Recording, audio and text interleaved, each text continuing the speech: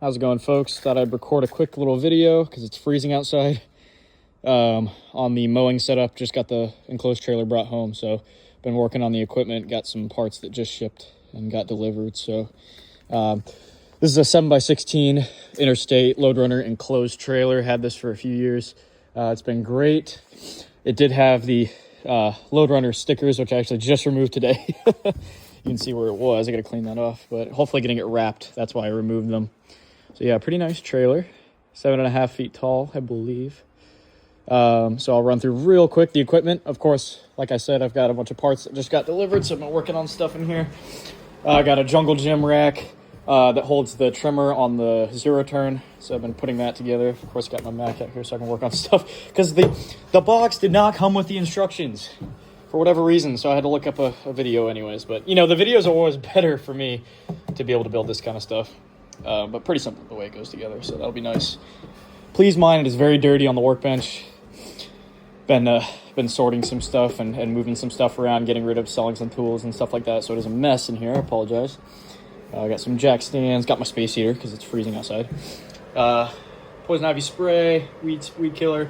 Gonna get this trimmer spool mounted on the wall. We run the Oregon 0.95. We have the Echo trimmer, so that's what we like to run. I've had this spool for a while. I think it's 500 feet, potentially. But that stuff is great. But yeah, I built this workbench on this trailer. Did not come with it. The day I got the trailer, I went to Home Depot and just sat in the parking lot and bought wood and built this workbench. Holds good weight. Definitely nice to be able to, for instance, work on stuff, as you can see here. And this, I have a Honda HRR, just 21-inch push mower. Well, not push mower, just self-propelled. This is a bougie model. This is like a 2010, but this was like the best model you could have bought at the time.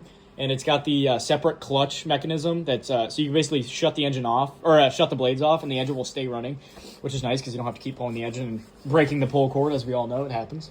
And then the throttle is separate as well. So they got the GCV 160 indestructible engine on it.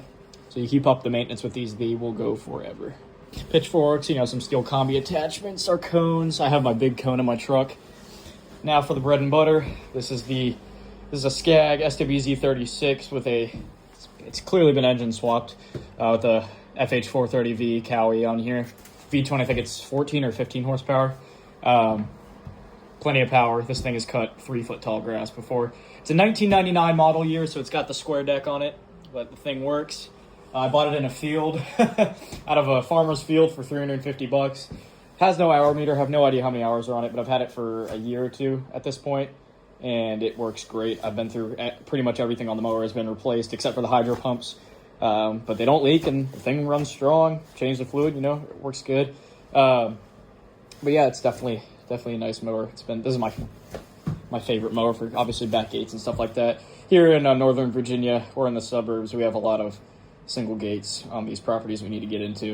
And I apologize, the camera is shaky. My hand is freaking freezing right now. This is the new to me as of last year, middle of last year. Bought it on Marketplace for $5,000. Had about 300 hours on it. This is a Skag Tiger Cat 2 with the 52-inch deck and the Cowie FX 691V back here. As you can see, thing runs great. Absolute jewel of a motor. Doesn't skip a beat. It was very, very well taken care of by the owner. Very nice guy. The guy had been through. He had Zerk fittings where there weren't any originally on the front forks here. There originally wasn't one, so he added grease fittings. That goes to show the type of care that this mower was in when it was purchased. So definitely a great mower. Absolutely been taken care of. No rips in the seat at all. What do you expect with 300 hours?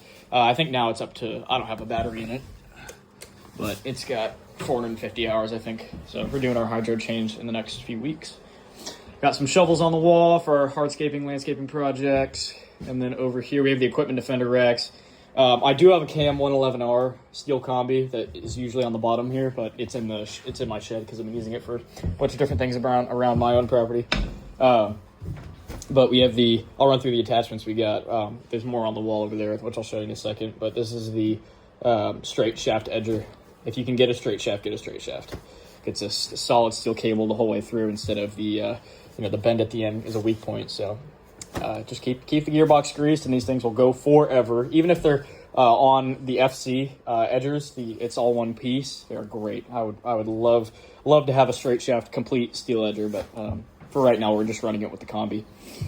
Right here we got the SRM 2620. This one is about a year old. This thing is great. This is my favorite trimmer. It's about a pound, I think, or maybe not even a pound heavier than the 225, and it's substantially more power. If you're going to be running a trimmer all day, I would definitely recommend the 2620. This one is the T model, so it's T for torque. So the gearing on the head is different, so it spins a little bit slower, gives you more torque and taller grass, which you don't necessarily need a T for a weekly route, because obviously the grass is not going to be as tall every time you show up to a property. But we do run a 225. That's a backup. Me and my guy run both of these hand in hand. They're great, and they're good on gas as well. So use that Echo Red Armor in there, and it works great. But yeah, Equipment Defender racks, these are great. Definitely good quality. I would recommend them. I don't like the green touch racks just because of the coloring, to be honest. I mean, you can spray paint them, but I'd rather just have them come with this color scheme. And I like having I didn't get the combination lock, I got the key lock, and this is frozen, so I can't open it because it's so cold outside. But the way they lock, this one has a key. You can also opt it with a combination lock, which is definitely a cool feature. But you know, that's more if you have this on a utility trailer. But you can buy the enclosed and utility trailer are both the same package that you get, and they just come with different hardware. So you can order, it's just the same Equipment Defender rack you order, and it comes with utility and enclosed trailer mounting hardware. So you just find the studs on the side of the trailer. As you can tell, they're right here because the plywood for the side walls was already screwed in by the factory right there. And then they just give you self-tappers. You just screw them in. So pretty simply go together. Took me about an hour and a half, 2 hours to put together. The most annoying part was the engine supports, but these are great because when you're going up and down the road, you know, trimmers are bouncing around. This is a lot of stress with all the weight not being supported, so it's nice that they have these. These are the wood walls for my truck.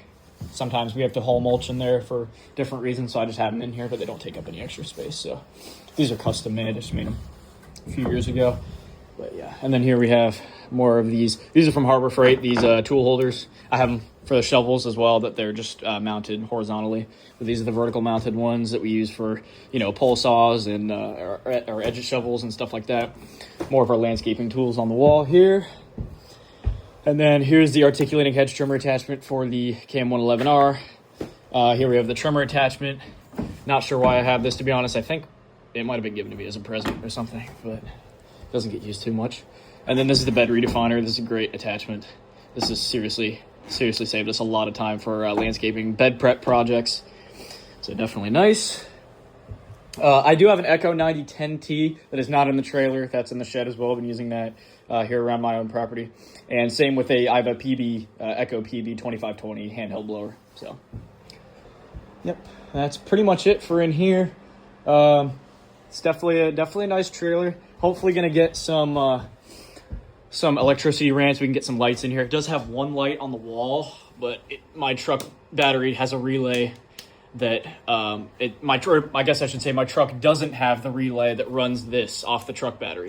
It is plugged into the truck right now and it doesn't work. So gonna have to get that looked at. It's under my fuse block in the front of the truck, so I just haven't gotten around to fixing that. As you can tell, it's a mess in here. I am in the middle of 20 different things. I just figured I would record a video so you guys can see what we're running this year. But yeah, once the season starts here in the next month and a half, I'll hopefully be able to make some more videos. I do have a GoPro, so I can do some more POVs for you folks if you're interested in that. But yeah, I appreciate you guys watching the video. My POV mowing video actually got like 5,000 views almost, which is kind of crazy because I wasn't expecting it to get that many views. But I'm appreciative of all you folks watching. This is definitely going to be nice once I can get this wrapped, I'm hoping. But yeah, that is the mowing setup. Of course, we got the 2020 F250 6.2 running good. So hopefully we can grow our route this year and knock out those yards. So I appreciate you folks watching, and I'll see you on the next video.